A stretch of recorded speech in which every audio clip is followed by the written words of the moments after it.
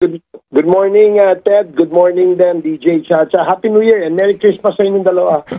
Salamat. Mukhang kahit na ho, holiday, naghain ho kayo naghain kayo nagbigay kayo ng statement at meron kayong gustong paimbestigahan. Ano ho bang pinag-uugatan nito? Well, alam mo, Ted, kasi matagal na pong maraming dumudulog sa Kongreso ng mga biktima nitong mga fake news, no? In fact, last year, meron na po tayong resolution dyan. Nandyan, kung di ako nagkakamali, ni-refer po yan sa Committee on Public Information, na kung saan, yung mga dumudulog po na mga biktima ng fake news, nagtatanong sa Kongreso, ano ba yung kanilang recourse? Ano ba yung kanilang pwedeng magawa, no? So, ang nire-refer lang namin sila sa aming legal, sinasabi namin that they can study yung Cybercrime Prevention Act of 2012. No? At nakita namin na walang humpay, no? Itong mga so-called narco-vloggers at saka pogo-vloggers na kung saan ay walang humpay yung kanilang paninira, no? Dun sa mga tao, lalo na sa mga politiko, no? In the guise daw of freedom of expression and freedom of speech. Malinaw po sa desisyon ng ating Korte Suprema na kapag ikaw ay kumukutya o ikaw ay nagki-criticize sa isang public official, dapat po ito ay hindi ho absolute, no? Ito ay limitado lamang sa pag-criticize sa kanyang trabahong ginagawa. Pero kung personal na ang papasukin, halimbawa, inaakusahan na ikaw ay isang rapist, ikaw ay isang drug lord, ikaw ay isang murderer, parang meron hong borderline yung sinasabing malicious intent na kung saan slanderous na po ang tingin namin dyan. Ngayon, tignan namin kung paano natin amendahan yung ating batas tungkol dyan, Ted. Okay, sir, nauunawaan ko po where you're coming from, ha? Kasi ako rin po nagmamasid doon nga magmula nung kayo mag-imbestiga, no, dito sa Quadcom. Ang daming, siguro alam niyo na, 'di ba? Ang daming kumalat na fake news, 'di ba? Dito sa inyo mismo. Opo. Hindi lang kayo, hindi lang kayo, no? Marami. So, hindi maitatanggi, talagang may hugot kayo dito. Yes, Ted, ako inamin ko naman 'yan nung ako nag-deliver ng privilege speech na sinabi ko na ako isa biktima rin ako ng fake news, no?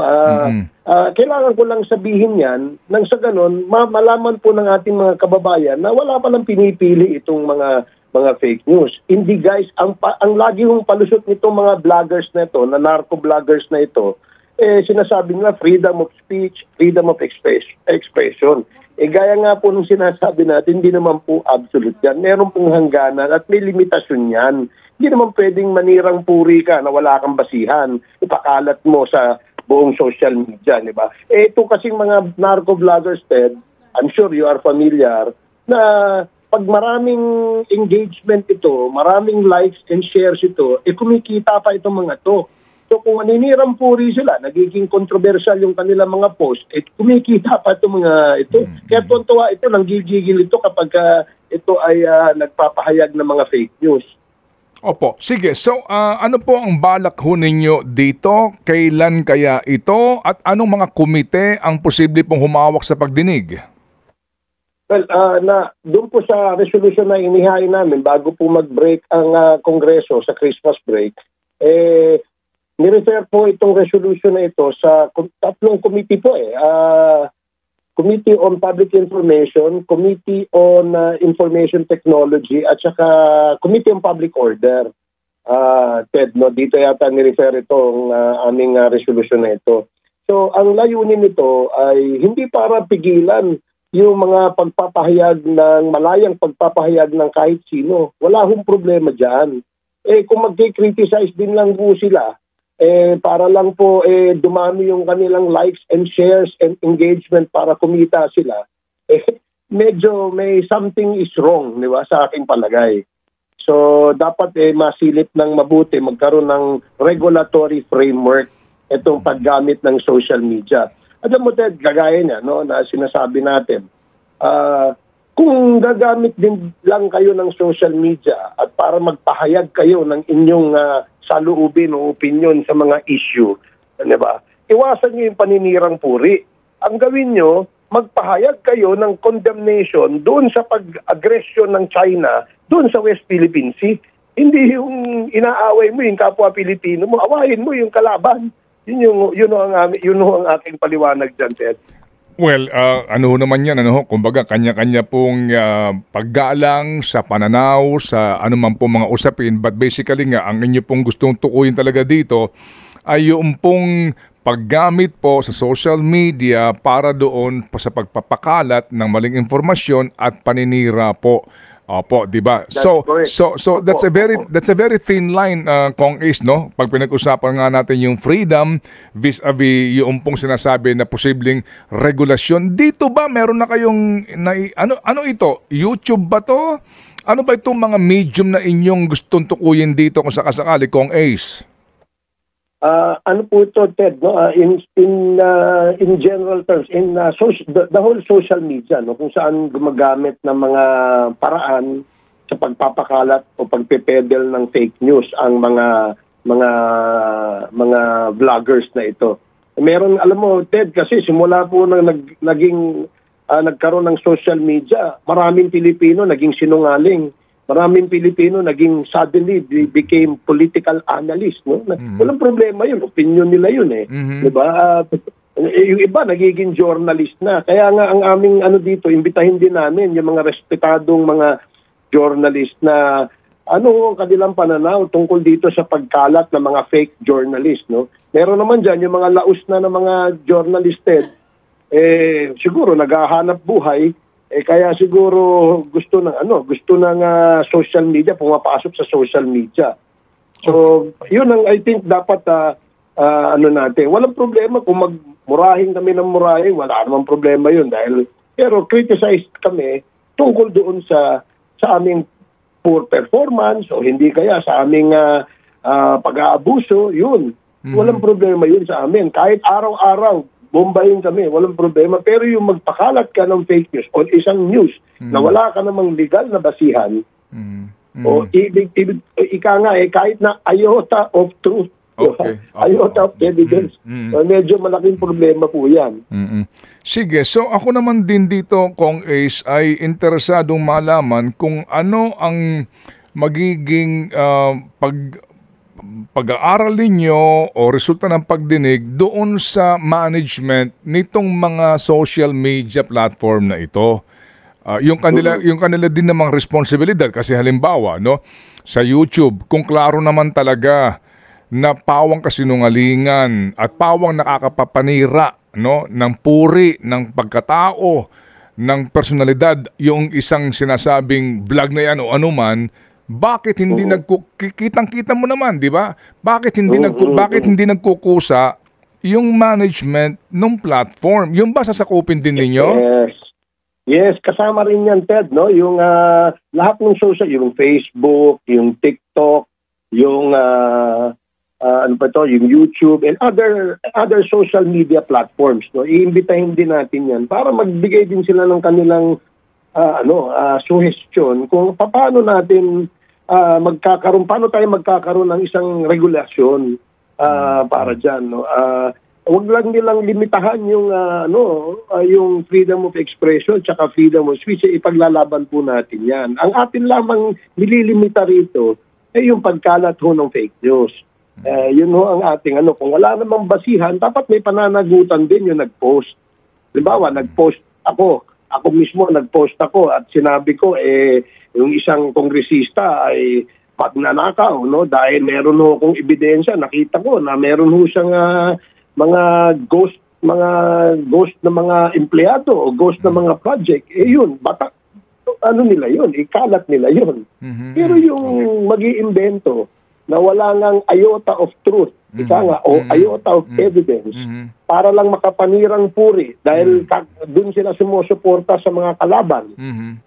Ito muna, medyo may problema tayo dyan. But this does not only apply, Ted, sa mga politiko. This can also apply to either private personalities, no? Halimbawa, sa iyo, Ted, no? Halimbawa, magpakalat ng kwento na etc. At nagpakalat ng fake news. Wala ba tayong pwedeng gawing aksyon? Opo. Diba? Yun ang ating punto dyan. Opo, naunawaan po namin where you're coming from, Kong Ace. Meron na kayong how urgent again is this one? And kasi pagbalik nyo po, January 13 na, di ba? And halalan na. So meron ba kayong panahon dito? We just opened the issue on the table, ika nga, Ted, no, para lang mapag-usapan. Kasi ako personally, sumulat po ako sa NBI, no, na hindi naman dahil sa ako'y nagsusumbong. Yung sulat ko sa NBI, ipatupad yung provision ng ating Anti-Cybercrime Prevention Act na kung saan magporma ng isang komite o isang task force na ang trabaho po ay mag-monitor, mag-regulate at mag-prosecute doon sa mga sinasabing fake news. Kung napapansin mo, Ted, tinanong po natin ang mga kaibigan natin sa DOJ. Nagkalat po yung cyber libel na mga kaso na i-file. So imagine, just because nagsumikat itong social media, maraming nag-file ng cyber libel. Ngayon, gusto ba natin na bumaha ng cyber libel na mga kaso lahat po ng korte? Dapat merong regulasyon. Dapat merong limitasyon, may regulasyon. Paano ba dapat mag-file ang isang taong biktima ng fake news? Kung ito ay naka-apekto sa ano ba ang probisyon ng ating batas? Yun ang gusto naming linawin. Okay. Kung kanina nabanggit nyo po, no, mag-iimbita kayo pag nagsimula na po yung pagdinig nyo, dito nga po na sa may kinalaman sa mga fake and malicious post online, mag-iimbita kayo kanyo ng Giorno. Iimbitahan nyo rin po ba yung mga binabanggit ninyo na narco-vloggers? Tsaka kung medyo curious lang ako, bakit yung sila tinatawag na narco-vloggers? Yun nga, di ba? Narco-vloggers. Because ang aming teorya, itong mga ito, kumikita ito at sino ang nagbabayad? Di ba? Sino ang nagbabayad? So, merong talagang nakikinabang na sa kanilang mga pagpo-post ng mga anti-government na nga yung iba. May nananawagan na nga ng pag-aklas. May nananawagan na ng kaguluhan dito sa EDSA. Diba? Yun ang ating punto, DJ Chacha. So, Kong, there's a possibility na talagang ipatawag itong mga vloggers na ito na sa tingin nyo po ay nagpapalaganap ng fake news online? Well, yes, we will invite, kasi hindi naman namin sila kilala no? But we will ask the social media platforms to invite yung mga ano nila, yung mga sikat sa kanila, no, yung mga kumikita ng sobra-sobra. No? At saka ito hindi lamang ito sa pagkalat ng fake news sa Ted and DJ Chacha. Di ba? Meron po tayong mga online sellers, no? Yung ating mga online sellers din, makakatulong din yan sa pag-i-influence. No? Okay. Dapat mayroon din tayong partisipasyon kung ano yung matutulong. Wag lang yung tayo yung bumatikos. Kailangan kumilos din tayo para sa pagpapakalat ng good news naman. Hindi naman yung fake news all the time. Diba? Okay. Ang atin dito, Ted and DJ Chacha, is the accountability. Diba? Wag nating hayaan na maging kultura na naman yung pagsisinungaling, pagkakalat ng mga issue na nakakasirang puri sa mga, wag na lang sa mga politiko, sa mga private individual na lang. Dapat magkaroon din tayo ng regulation dyan. No? Sige. Yun nga ang nabanggit ko kasi kanina, na simula nang sumikat itong social media at namo-monetize, nagiging kabuhayan ng ibang mga vloggers, dumami po ang political analyst, dumami ang mga Giorno, dumami ang mga biglang suddenly naging self-righteous critics of personalities.